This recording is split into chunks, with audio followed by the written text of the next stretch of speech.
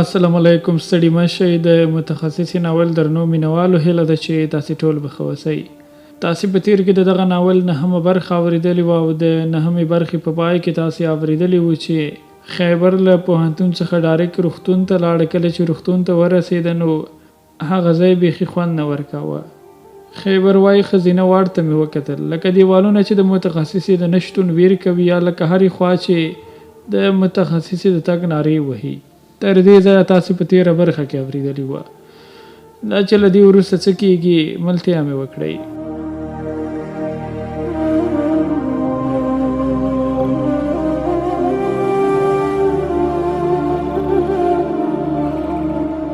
د متخصصې د تګ صرف یوه ورځ او بله شپه وتلې وه، خو نشتون یې دومره سخت و لکه د یوې مور چې زوی په قاچاقي لارو کلونه ورک وي.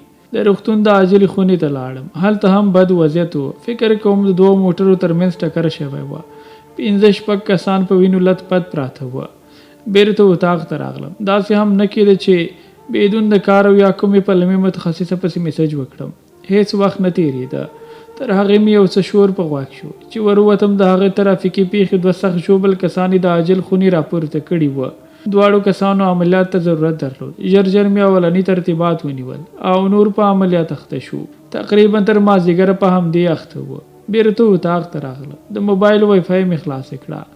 د نرسې میسج راغلی وه. سلام، څنګه یې؟ متخصصه دې څنګه ده؟ ښه خو به ارام شوی وي ځکه چې زه مو د منځ ووتم. وعلیکم سلام مې وکړ او ومې لیکل. شکر دی ښه یم. متخصصه هم ښه ده. باور وکړه درپسې خفه وم. ویلي تا و خفګان. ما ویل ولې؟ زه زړه نه لرم. ویلي زړه لري خو هغه صرف د متخصصې دی. ما ویل ولې داسې خبرې کوي؟ متخصصه خو ستا ازلي دښمنه نه ده. ویلي ته زما درد نشي درک کولی. که کوم وخت متخصصه د بل چا سره ولیده در معلوم به شي.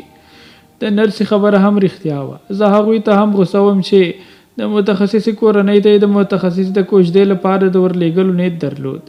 ما ویل څه یې کوي؟ ته لاړې اوس دې په خوشحالۍ وسر دی. ویلي کاش دلته آرام او سکون وای. هره لحظه مې په ذهن کې وطن، روغتون او ته وي. ما ویل د وخت په تېرېدو ښه کېږي. ویلي مشکله ده، هیڅ نه پوهېږم چې څه به کېږي. ومې لیکل زده کړې به څنګه کوي؟ ویلي کوشش کوم چې په خپله برخه کې مخکې لاړه شم خو یو څه ستونزمنه ده. ما ویل هیڅ ستونزه نه ده، کوشش وکړه. مننه یې وکړه او رخصت یې واخیسته. زه د متخصصې پروفایل ته ورغلم خو متخصصه آفلاین وه. سټوري مې وکتله. ساعت مخکې سټوري پورته کړې وه. د خور د کوژدې د مراسمو عکس سټوري کړی وه خو په مخونو یې سټیکرونه یې ښودلي وه. اوس نو پلمه پیدا شوه. میسج مې ورته وکړ چې د خور کوژده دې درته ډېر مبارک وي په دې هیله چې ښه ژوند او راتلونکی به ولري. چون متخصص آفلاین وه ما هم موبایل کېښود. 2 دقیقې وروسته 2 نور ملګري راننوتل. تقریبا تر ماښامه د هغوی سره په خبرو اخته وم خو فکر مې د متخصصې سره وه. ډوډۍ مو هم شریکه وخوړه. مسنجر ته میسج راغی چې ومې کتل یو خپلوان مو وه. لیکلي وه چې شماره دې بنده ده. ځکه مې دلته میسج وکړه. ښځینه واټ کې یو ناروغ لرو. هغه کومه ښځینه ډاکټرې ته معرفي کړه چې پام پرې وکړي. ما ویل سمه ده. متخصصه خو کابل کې وه. نرس هم په غرونو واوښته. فکر کې وم چې اوس چاته ووایم. خیر د ځمکې لاین موبایل مې واټ ته زنګ وکړ. نه پوهېږم کومه نرسه یا ډاکټره به وي. ما ویل خیبر یم. د پلاني په نوم یو خپلوان ناروغ ستاسې په واټ کې دی. هیله ده چې پاملرنه ورته وکړئ. هغې ډاډ راکړ او موبایل مې قطع کړ. اوس نو د شپې 9:10 بجو ته په انتظار یم چې متخصصه به میسج وکړي. هر ساعت راته شل ورځې وګرځېد. هیڅ وخت نه تېرېږي. کله یوې خوا او کله بلې خوا ته. اخیر 9 بجې شوې. بار موبایل ګورم چې اوس په د متخصصې میسج راځي. خبره تر 10 بجو لاړ خو د متخصصې میسج نشته. د موبایل ګلرۍ ته لاړم تر څو د پام بدلولو لپاره کوم فلم څه وګورم. په ګلرۍ کې د سلمان خان باډي ګارډ فلم موجود و. هغه مې چالان کړ. فلم روان دی او زه ورته ناست یم. خو چې څنګه د نیمایي ور واوښت غمجنې صحنې پیل شوې. ممکن تاسې به هم د باډي ګارډ فلم لیدلی وي. بیخي خوندور فلم دی. ډېرې بهترینې صحنې پکې شتون لري. زه د خپلو غمونو په غونډۍ هم ناست وم او بیا د فلم داسې دردمنه کیسه هم روانه وه. لنډه دا چې د هرې جملې په تېرېدو یې ژړولم. فلم ختم شو او زه مې پر بالښت ور ړنګ شوم. نه پوهېږم څومره وخت به وتلی وي چې د میسج کړنګ شو. په بیړه مې موبایل راواخیست. متخصصې میسج کړی وه. ځان مې راټول کړ، زړه مې بیدار شو. په میسج کې د خور د کوژدې د مبارکۍ ورکولو مننه کړې وه. لیکلي وبخه، ناوخته مې ځواب درکړ. ورځ که څومره ښکلې وه هومره ستړې کوونکې هم وه. ما ویل هیڅ خبره نه ده، زه پوهېږم تاسې به مېلمانه درلودل. هیله ده چې ورځ په خیر تېره شوې وي. ویلي خیر دې په نصیب شه. بیخي خوشحاله ورځ وه. ډېر مېلمانه مو رخصت کړل او بعضې نږدې خپلوان پاتې دي چې بعضې زما همزولي ملګري دي. ما ویل ډېره ښه ده، شکر. ویلي ته څنګه یې؟ ما ویل زما پوښتنه مه کوه، زه ښه نه یم. ویې خندل چې ولې څه شوي؟ ما ویل خدای مې زړه خفه دی، بیخي ګنګس غوندې یم. ویل یې زه درته وایم ته یې نه منې، ګوره ستا یو څوک ضرور شته. ما ویل که رښتیا ووایم مخکې نه و، خو اوس شته. ویلي ما تعقیب کړی، پوهېدم چې په زړه کې کوم څه ضروري لري. بعضې وخت ناڅاپي ورختایي، ذهني کشمکش، بې خوبي او شوګیري. رښتیا څوک ده، د کوم ځای ده؟ ما ویل یوه ده، خو ځای او نوم یې درته نه ښایم. ویلي توبه، زه در سره غم شریکي کوم چې ماته یې نه ښایي بیا یې چاته ښایي. ما ویل خیر پرېږده یې. ویې لیکل نه اوس به راته وایي، آیا د زړه خبره دې ورسره شریکه کړې؟ ما وی کاش ته خبرې شریکولو جرأت مې کولی شوی. ویلي دا نو څه خبره وي، ورته ووایه. ما ویل ستونزه بله ده. ویلي څه؟ ما ویل زما د ژوند څخه یې ژوند بیخي لوړ دی، ډېر څه یې په ډېر لوړه کچه دي. آن د هغې سره د راتلونکي جوړولو فکر هم نشم کولی. زیاته یې کړه ګوره انسانان ټول یو انسانان دي، امکانات، پیسې او نور شیان ځي او راځي.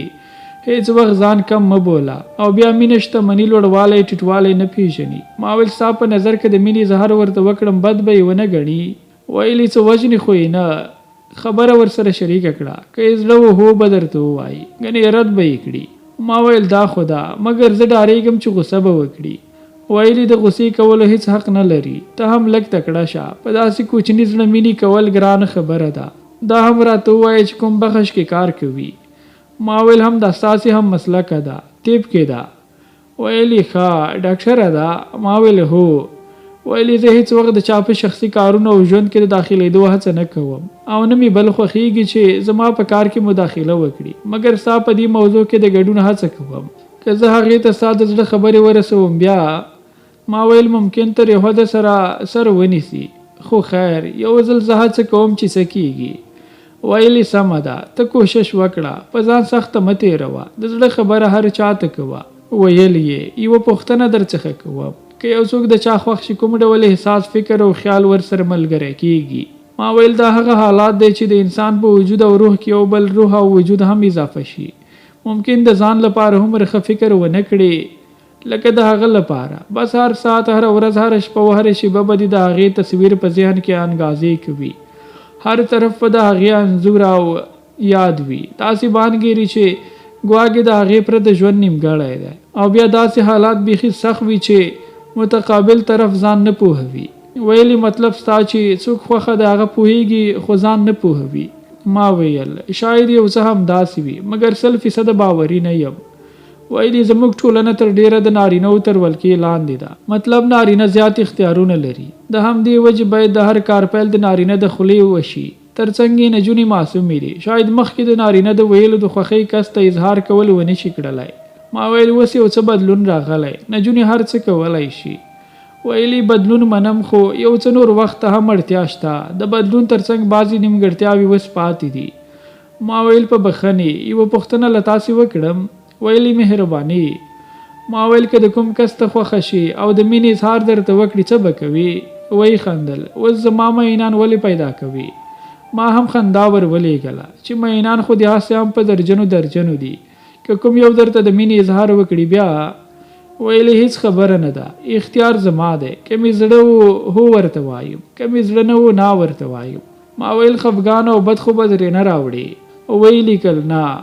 ما ویل که د ژوند کچه یې در څخه ټیټه وي نو بیا؟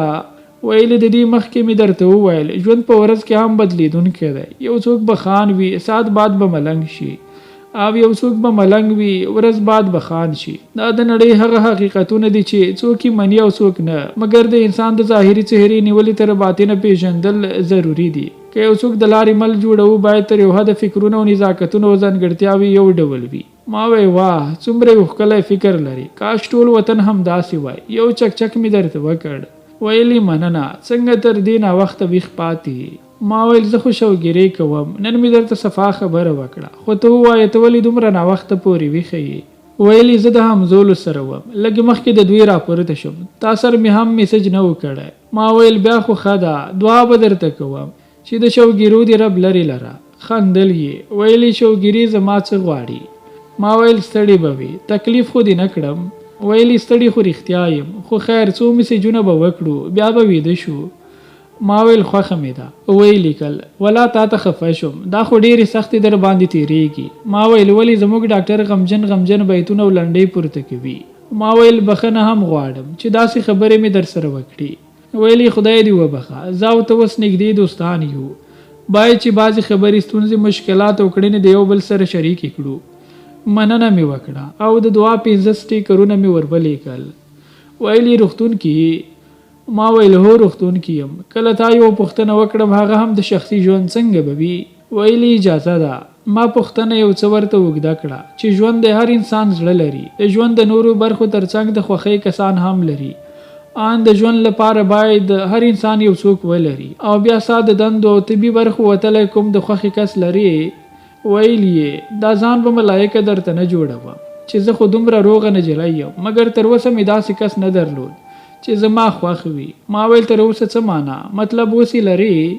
زیاته یې کړه ژوند داسې روان دی لکه اوبه، زه هم باید نور د ژوند د شریک په لټون شم. د تخصص وروسته مې نیت وه، خو دندو او د کوره لرېوالي بیا هم دغه فکر ته پرې نه ښودم. اوس په لږ لږ لټون کوم. ما ویل نظر کې څوک لري؟ ویلي خاص څوک نه لرم، خو یو کس مې تر تعقیب لاندې دی، یو ډول ښه فکر او احساس ورته لرم، معلومه به شي چې څه کیږي. ما ویل رب دې ټولو هیلو او امیدونو ته ورسوه. ویلي امین، سره د ستاسو، که دې خوښه وي نور به ویده شو، ناوخته دی. ما ویل خوښه مې ده، ورځه ویده شه، ښکلې او خوږه شپه ولري. ویلي ښه شپه. متخصصه لاړه او زه بیا د یادونو باغ ته ور ولوېدم. که رښتیا ووایم ګرم خو زه هم وم، وخت یې راکولو، میسج او زنګ یې راسره کولو، په دنده کې راسره وه، او بیا د تګ هم یوه شپه وتلې وه، مګر زه بیا هم بد وضعیت کې وم.